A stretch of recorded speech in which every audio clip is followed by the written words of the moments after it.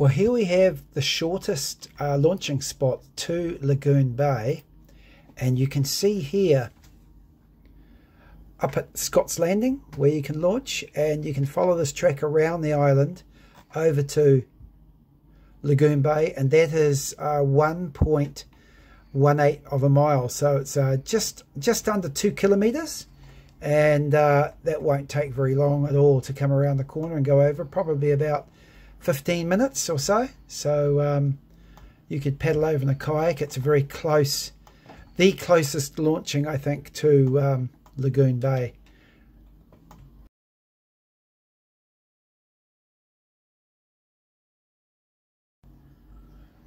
From Dawson's Road, which is actually inside the Mahurani, up the river a little bit, and you can launch here. There's plenty of parking around here, and this place is good to launch. All these places are good to launch from half tide to full, and make your way down Dawson's Road, park, launch in the river here. There's quite a good ramp that goes in, ideal for half tide, and you can see coming out where that is in relation to Lagoon Bay. So from Dawson's, it is just over 5 miles or 8 kilometers. So here it is here where you launch, and you'd come down and around past Scott's Landing and into Lagoon Bay, which is 5 miles. So it might take just over an hour to come from Dawson's Road to Lagoon Bay.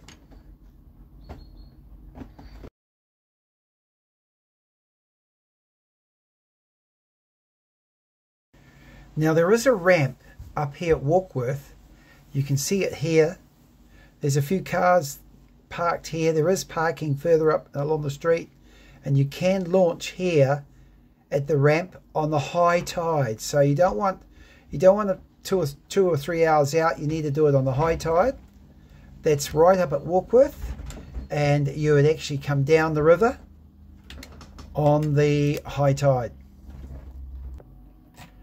So from Warkworth, coming down from way up here, following the river all the way down past Scott's Landing and around to Lagoon Bay, is almost 9 miles. So it's about 14 kilometers, and that would take, that could take an hour and a half from Warkworth if you decided to launch at Warkworth.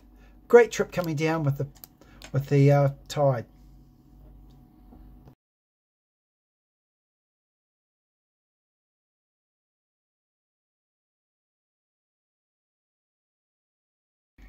Many are launching here at Wenderholm, down here and through the trees here. Now this place here has got a tree, and it's advisable to put the boat into the water first, and then rig your boat while it's actually on anchor by the beach before you depart, because that tree is a bit tricky as you back down at Wenderholm. So the distance from Wenderholm, coming out of the inside all the way up to Lagoon Bay is just 3 3/4 of a mile, about 6 kilometers. So you are probably looking at about 45 minutes to come up from Wenderholm. So you're coming on the outside and coming back into the Mahurani, turning right to Lagoon Bay. Bear in mind, this area here is open to the sea.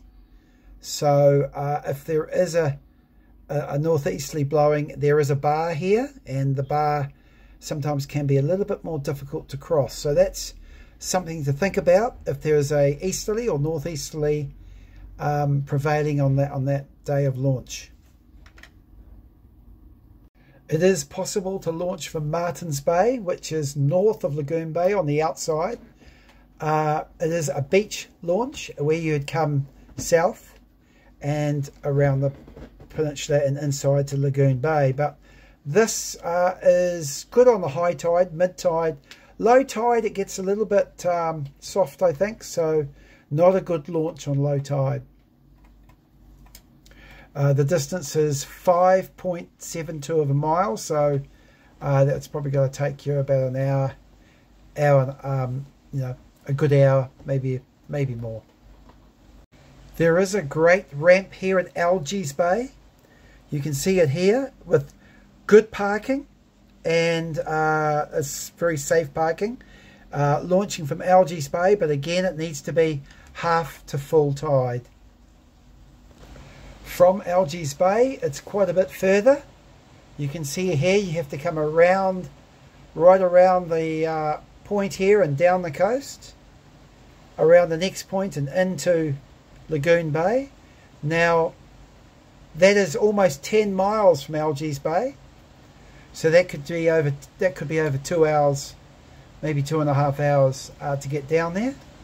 But you do have quite a bit of this area here is quite protected from these islands, but as you pass and come out, there's a little bit of swell that can get in the last little part. Now there is an all-tide launch here at Sandspit. Here it is here at Sandspit, all tide, and parking throughout this area or on the road. It is, it's a place I don't know much about it, but you'd best ring up the Sandspit Marina and just find out what the parking, if there's costs involved here. There is a lot of parking and there is a ramp, and it's all tide. Now the distance from Sandspit, as you can see here, all the way down into Lagoon Bay is 12 miles. So it's a little bit more. It's probably going to take you at least 2 hours 40 minutes or something from here. So it's a fair hike, but it is a low tide launch. Here at Gulf Harbour, Whangaparaoa Peninsula, you can see a great place to launch, great place to park, and we'll see how far away it is. So it's 15 miles all the way from Gulf Harbour, right around the end of Whangaparaoa Peninsula, and then away we go into Mahurani and turn right to Lagoon Bay. So, 15 miles is you're looking at probably 3 hours. It could even be longer. So it's a good spot to launch from, but it is vulnerable with the weather coming through from the east. So please bear that in mind. And for those that are coming from the deep south, they may wish to launch from Kawakawa Bay. So here's the ramp. There's some parking here at Kawakawa Bay, and I'll just come out and show you the distance of how far it is. It is a long way, as you can see, all the way from Kawakawa Bay, up past Waiheke, passing Mitatapu, passing Tiri, and into Lagoon Bay. Now, that distance is 40 miles, so, you're looking at 2 or 3 days, at least 2 days, so it's a fair distance. But those might wish to do that if they don't want to travel by car over the Bombay Hills. And let's have a look at the Bombay Hills here. From the Bombay Hills all the way to Mahurani. If you come between the hours of 10 o'clock and 2 p.m, the traffic's a lot less. And you can do that in about an hour and a half to 2 hours from the Bombay Hills. So if you're traveling through Auckland, middle of the day, between 10 o'clock and 2 p.m, you'll miss the traffic, or it's after 7 at night. That's how it is on the traffic situation through Auckland.